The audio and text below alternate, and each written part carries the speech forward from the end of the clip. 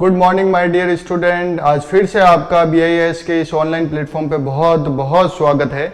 आज आप सबको चैप्टर फर्स्ट मिल गया होगा, यूनिट एंड डायमेंशन वाला। बहुत अच्छे से देखिएगा, डायमेंशन कैसे बनाते हैं, डायमेंशन के कैसे एप्लीकेशन है, उसका बहुत ज़्यादा इंपॉर्टेंट है। आज हम क्लास 11th का चैप्टर सेकेंड स्टार्ट करने वाले हैं, जिसका नाम है motion in a straight line. Motion in a straight line. चलिए आगे बढ़ते हैं। देखिए, सबसे पहले motion in a straight line के लिए सबसे पहले अपन डिस्क्राइब करेंगे मोशन को कैसे डिस्क्राइब किया जाता है। तो डिस्क्राइबिंग अ मोशन के लिए एक पोजीशन आपको लोकेट करनी पड़ेगी। सपोज आपकी एक ये पोजीशन है, इस पोजीशन से इस पोजीशन पर जाना है तो कुछ ना कुछ रेफरेंस पॉइंट मानना पड़ेगा। उस रेफरेंस पॉइंट से आपके टाइम के रेस्पेक्ट में अगर आपकी पोजीशन चेंज होती है तो आप क्या कहेंगे, ऑब्जेक्ट इन अ मोशन। तो कोऑर्डिनेट दिया जाता है बेटा x y z। अगर 2D प्लेन है तो x, y, और अगर 3D प्लेन है तो x, y, z। तो coordinate system along with the clockwise direction is known as the frame of reference. ये बात ध्यान रखनी है आप लोगों को। Now coming to the topic, that is your distance. तो डिस्टेंस क्या है? The actual path length travel by the object is known as the distance. जैसे सपोज यहां पर कोई ऑब्जेक्ट है और आपका जो पाथ है वो इस तरीके से होकर और यहां पर पहुंचा है। तो देखिए, दो टर्मिनोलॉजी होती है, एक तो होती है डिस्टेंस और एक होती है डिस्प्लेसमेंट। डिस्टेंस क्या है? यहां से स्टार्ट हुआ, बढ़ते बढ़ते पूरा पाथ को फॉलो करके यहां पहुंचा, तो जितना पाथ को फॉलो किया है, उतना जितना रन किया है, वो तो आपका डिस्टेंस होगा। नाउ डिस्प्लेसमेंट क्या है?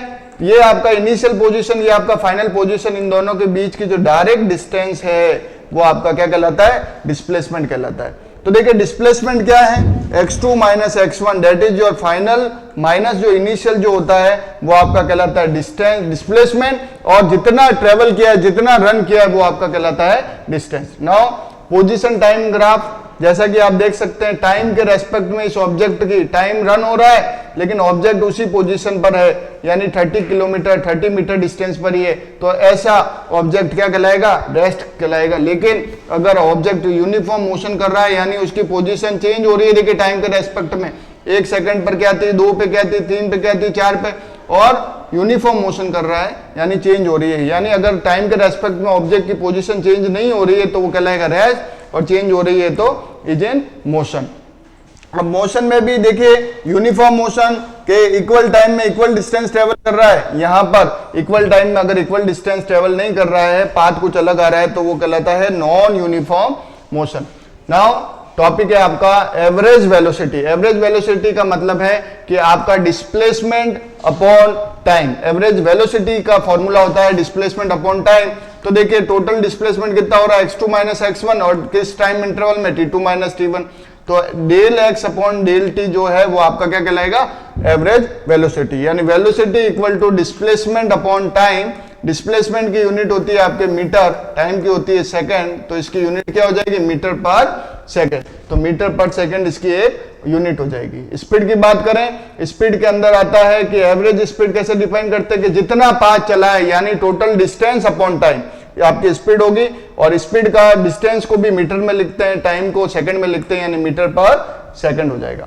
इंस्टेंटेनियस, यानी एक पर्टिकुलर टाइम पर उसकी क्या वेलोसिटी होगी? The velocity at an instant, एक पर्टिकुलर टाइम पर जो वेलोसिटी होती है, define as the limit of average velocity as the time interval become your instantaneous velocity. देखिए, वेलोसिटी को डिफाइन करेंगे, limit del T tends to 0, del X del T. अगर time को अप्लाई करेंगे तो ये क्या बन जाएगा? dx upon dt। आपकी क्या हो जाएगी?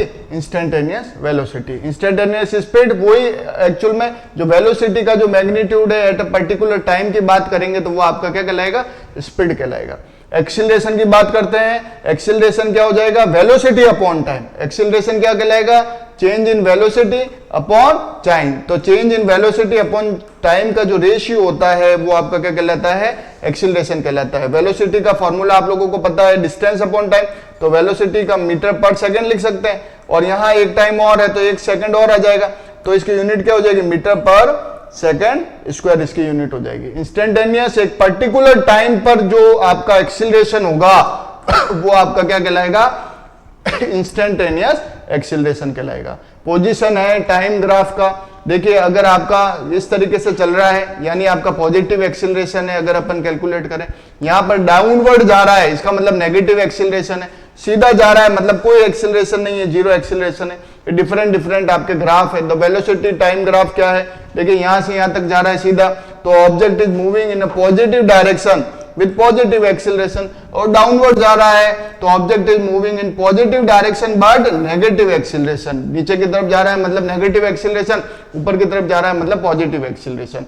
Now area under velocity time graph, velocity time graph of object moving with a constant velocity. तो एरिया अंडर वेलोसिटी ग्राफ बराबर एरिया ऑफ रेक्टेंगल, और रेक्टेंगल का फॉर्मूला क्या होता है, length into breadth, length into breadth. तो length आप इसको कंसीडर कर रहे हैं OA और ब्रेथ कंसीडर कर रहे हैं OC, तो यहां पर देखिए ये कौन सा है वेलोसिटी, ये क्या है टाइम, तो आपके एरिया अंडर द कर्व क्या हो जाएगा, वेलोसिटी इनटू टाइम का प्रोडक्ट हो जाएगा। नाउ काइनेमेटिक इक्वेशन, तीन तरह की काइनेमेटिक इक्वेशन होती है। फर्स्ट होती है V बराबर U plus AT। Second kinematic equation होती है क्या होती है भाई, S बराबर UT plus half AT square, और थर्ड काइनेमेटिक इक्वेशन होती है V square equal to U square plus 2AS। आपसे पूछा जाता है कि इनको डिराइव करिए ग्राफिकल मेथड से और as well as calculus, calculus यानी इंटीग्रेशन मेथड से। तो यहां पर सबसे पहले अपन ग्राफिकल मेथड्स देखते हैं। कोई ऑब्जेक्ट यहां रखा है और यूनिफॉर्म वेलोसिटी से B पर पहुंचा है, तो देखिए यहां पर सबसे पहले अपन क्या लगा सकते हैं, एक tan थीटा लगा सकते हैं। तो tan थीटा बराबर sin थीटा बराबर क्या हो जाएगा, sin थीटा बराबर वेलोसिटी अपॉन टाइम हो जाएगा। sin थीटा किसके बराबर हो जाएगा, वेलोसिटी अपॉन टाइम हो जाएगा। और वेलोसिटी अपॉन टाइम किसके बराबर होता है, एक्सीलरेशन के बराबर होता है। और वेलोसिटी कितनी है, v minus v0 upon time. तो इसको उधर भेजेंगे तो अपने पास क्या आ जाएगा, 80 equal to v minus v0। तो यहां से आपको वेलोसिटी आ जाएगी v0 बराबर v plus 80, that is your. Next आपके है s बराबर ut plus half AT square. तो s यानी आपकी डिस्टेंस होती है, और डिस्टेंस हमेशा निकलती है area under the curve. Area under the curve, area कौन सा है, एक तो आपको मिल रहा है रेक्टेंगल और दूसरा आपको एरिया मिल रहा है ट्रायंगुलर। ट्रायंगुलर एरिया का फॉर्मूला होता है हाफ बेस इंटू हाइट, और रेक्टेंगुलर का होता है लेंथ इंटू ब्रेथ। तो सबसे पहले length into breadth AO into OD V0 into T हो गया, और half base into height, base आपका क्या है, बेस आपका है T, और हाइट आपका V0 इंटू T, बेस आपका ये T हो गया और ये V0 इंटू T हो गया।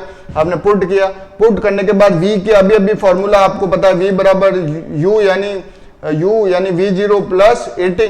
तो आपने V0 U प्लस 80, U को आपने यहाँ पर V0 डिनोट किया है प्लस 80, यहां से ये चीज कैंसिल आउट हो गई और आपको क्या मिल गई, इक्वेशन मिल गई। इसको आपने x डिनोट किया है और फाइनल इक्वेशन चेंज के बारे में बता रहे हैं, x minus x not V0t upon half AT square.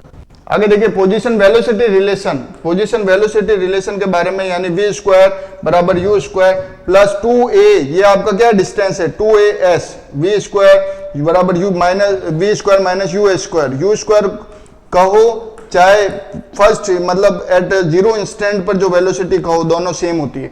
तो यहां पर इसको निकालने के लिए एक ट्रेपेजियम ले लिया, ये वाला देखिए ट्रेपेजियम दिख रहा है, ट्रेपेजियम दिख रहा है। तो ट्रेपेजियम का फॉर्मूला 1/2 उसके बीच की हाइट और दोनों डिस्टेंस को ऐड करेंगे, तो 1/2 into T V0 plus VT।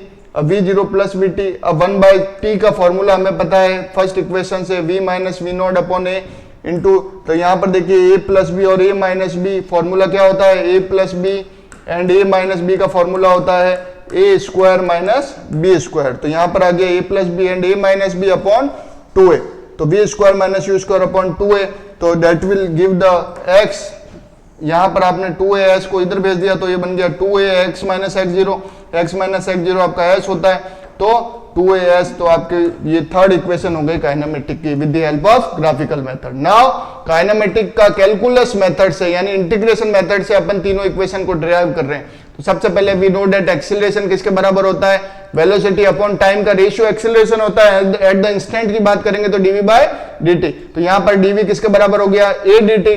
Now integrate करेंगे 0 से t पोजीशन पर, तो वेलोसिटी होगी इनिशियल से फाइनल वेलोसिटी, तो यहां पर आ जाएगा v, तो अपर लिमिट पुट करेंगे माइनस लोअर लिमिट पुट करेंगे t at, तो यहां पर अपने पास फर्स्ट इक्वेशन आ गई v बराबर u प्लस AT। u लिखें चाहे इनिशियल वेलोसिटी v0 लिखें, बात एक ही है, that is your velocity time relation भी कहलाता है और ये आपका फर्स्ट इक्वेशन ऑफ काइनेमेटिक भी कहलाता है। आगे बात करते हैं सेकंड इक्वेशन ऑफ काइनेमेटिक। इसके लिए वेलोसिटी का फॉर्मूला पता है अपन को, dx अपॉन dt होता है, क्रॉस मल्टीप्लाई करो तो dx बराबर किसके हो जाएगा, v dt के हो जाएगा। नाउ इंटीग्रेट करेंगे x0 से x, 0 से t, तो यहां पर t के रेस्पेक्ट में यानी v के साथ क्या आ जाएगा, t आ जाएगा, dx को x ही रखेंगे। अब देखिए v का फॉर्मूला अपन रख देंगे v0 फर्स्ट इक्वेशन से, दोनों को अलग अलग कर देंगे तो ये dt और यहाँ पर ये dt। अब देखिए v0 dt का तो हो जाएगा डायरेक्ट t और अपर लिमिट लग जाएगी t माइनस 0, और t का जो आपके लगता है, t का जो लगता है t की पावर n होता है तो क्या लगता है integration n plus 1 upon n plus 1, तो यहाँ पर t की पावर 1 है तो 1 प्लस 1 2 अपॉन 2, तो यहाँ पर आ जाएगा AT स्क्वायर। तो आपके पास आपकी काइनेमेटिक की सेकंड इक्वेशन आ गई, x बराबर x0, x को उधर भेजा तो ये हो जाएगा x माइनस x0 जिसको आप s लिखते हैं, s बराबर ut plus half AT square. Now third equation आपकी काइनेमेटिक की वेलोसिटी पोजीशन रिलेशन। इसके लिए आपको ये ध्यान रखना है कि आपका जो एक्सीलरेशन होता है वो क्या होता है, dv बाई dt होता है। तो हम इसको इस चेन रूल के हेल्प से लिख दें dv upon dx into dx upon dt, बात सेम ही है, dx से dx कैंसिल हो रहा है और dv बाई dt मिल रहा है, तो dv बाई dt को लिख सकते हैं dv upon dx into dx upon dt। dv by dx को एज इट इज लिखा, लेकिन आपको पता है distance upon time dx upon dt v होता है। नाउ dv को तो v के साथ लिखा और dx को इधर भेज दिया ये dx के साथ। नाउ इंटीग्रेट करेंगे x0 से x dx, v0 से v dv। अब dx का तो स्मॉल x हो जाएगा और आप इसके साथ upper limit minus lower limit लगाएंगे तो ये डिस्टेंस मिल जाएगा आपको। इसी तरीके से v का क्या हो जाएगा, v की पावर कितनी है 1, यानी v की पावर 1 प्लस 1 2 अपॉन 2 आना चाहिए, तो v upon v square by 2 आ गया। v से अपर लिमिट आप लगाएंगे माइनस लोअर लिमिट लगाएंगे तो आपको ये फॉर्मूला 2 को उधर भेजा तो ये आपका s, that is your kinematic equation 2as equal to v square minus u square. तो इसी के साथ ये आपका चैप्टर कंप्लीट होता है। बड़ा सिंपल सा चैप्टर है, काइनेमेटिक इक्वेशन ग्राफिकली और कैलकुलस मेथड से पूछी जाती है, और वेलोसिटी हो गया, एक्सीलरेशन हो गया, इनकी डेफिनेशंस पढ़ के जानी है आपको। इंस्टेंटेनियस के न्यूमेरिकल भी कभी कभार पूछे जाते हैं तो वो भी आपको देख के जाना है। तो ये आपका चैप्टर आप इसको बार बार देखें और क्लास 11th के बच्चों से शेयर करें। जल्दी आपका नेक्स्ट चैप्टर लेकर आपके हाजिर होंगे, जब तक के लिए आप इसको देखें। चैप्टर फर्स्ट भी आप लोगों का हो चुका है और चैप्टर सेकंड भी आज करा दिया है, तो दोनों वीडियो को आप बराबर देखें और जहां पर डाउट होता है तो कमेंट सेक्शन के अंदर अपना क्वेश्चन आप पूछ सकते हैं। Thank you.